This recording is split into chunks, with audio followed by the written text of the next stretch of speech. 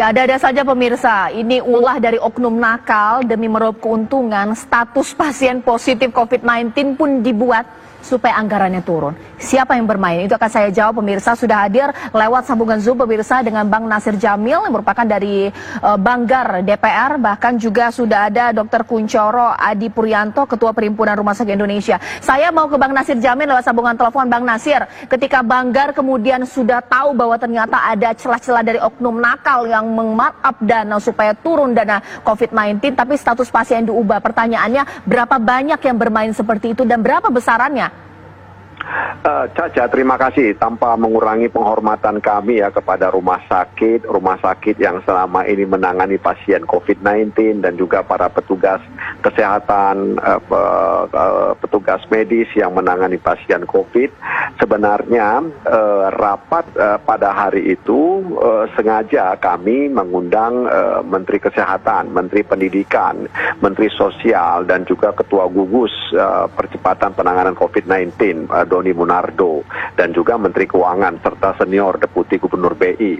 Jadi waktu itu memang sebenarnya kami rapat sebelumnya kita di Banggar sedikit kecewa karena anggaran kesehatan yang dianggarkan dalam penanganan COVID ini kan 87 sekian triliun. Sementara daya serapnya itu ya sekitar 4, sekian triliun. Artinya 5, sekian persen. Sehingga kita perlu tanya kenapa. Nah kemudian dalam rapat itu Ketua Banggar Pak Said itu kemudian menyampaikan sejumlah informasi terkait dalam tanda kutip kenakalan ya oknum-oknum di rumah sakit dalam rangka untuk mendapatkan anggaran yang lebih besar terkait dengan pasien yang kena COVID ya, lalu dia sampaikan seperti itu. Ya, ini kan sebagai bentuk pengawasan daripada anggota DPR yang juga Ketua Banggar. Dan tentu itu disampaikan langsung di depan Menteri Keuangan kepada Menteri Kesehatan Pak Terawan. Artinya kami meminta kalau benar sinyalemen itu ya ada di Jambi, di Pasuruan, di Ciamis, dan juga beredar juga di Piral di mana ada masyarakat yang menolak ketika misalnya keluarganya dinyatakan COVID-19. Nah, karena ini kan perlu penanganan. Kenapa terjadi seperti ini begitu? Ya, pemerintah kan harus bisa mengawasi benar nggak? Siapa yang bisa kita percaya? Apakah keluarga atau pihak rumah sakit kan begitu? Baik, saya langsung tanya kepada Dr. Kunchoro. Dr. Kunchoro, ini sebenarnya benar tidak bahwa ada oknum rumah sakit yang bermain mata untuk status pasien COVID-19? Bagaimana Dr. Kunchoro? Ya, saya tentu belum bisa mengatakan ada atau tidak. Karena kalau ada informasi seperti ini, biasanya kita harus melakukan investigasi. Kalau bagi kami, Persi, kalau rumah sakit itu memang seperti itu, sudah ada pelanggaran itu. Fraud, kecurangan, tindak saja.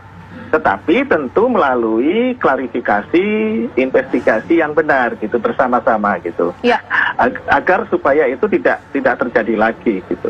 Itu Mbak Caca. Oke, sebenarnya Dok, bagaimana kemudian mengawal dari rumah sakit? Beberapa keluhan yang juga disampaikan bahwa sistem dari database dari rumah sakit ini juga menyulitkan sehingga kemudian ada selisih data. Apa jangan-jangan ternyata ini permasalahan data yang kemudian memang ternyata tidak sinkron sehingga kemudian arah kecurigaan ada markup dana COVID-19 atau memang benar ada yang bermain, Dok?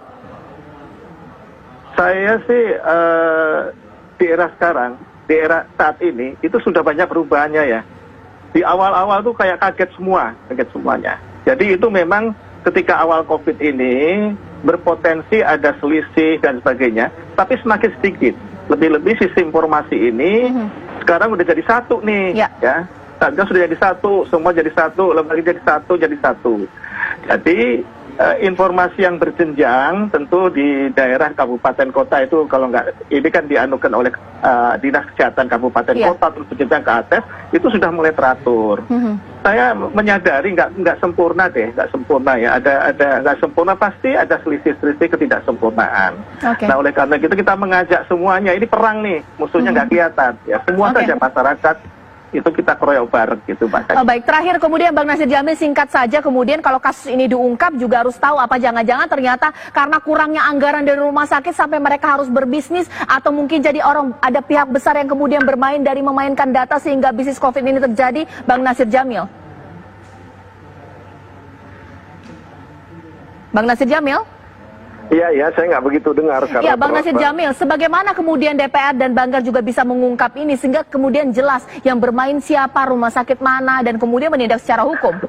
Iya, tugas pemerintah sebenarnya, dan tentu kita punya institusi penegak hukum untuk mendalami, ya seperti yang disampaikan Profesor tadi. Artinya memang sinyalemen ini itu memang harus ditindaklanjuti, ya karena itu pertama sudah viral, kemudian terjadi di beberapa rumah sakit, ya kita tidak memungkiri. Memungkiri bisa jadi karena insentif untuk petugas medis itu belum berjalan sesuai dengan yang diharapkan. Padahal dana untuk penanganan COVID ini, kesehatan ini seperti yang saya katakan di awal tadi 87, sekian triliun. Kenapa belum sampai? Kenapa belum kemudian insentif itu diterima oleh petugas-petugas kesehatan, tenaga-tenaga medis di rumah sakit? Ini yang perlu kita tanyakan kepada pemerintah, dan tentu saja kami berharap sinyalemen ini bisa ditindaklanjuti oleh pemerintah.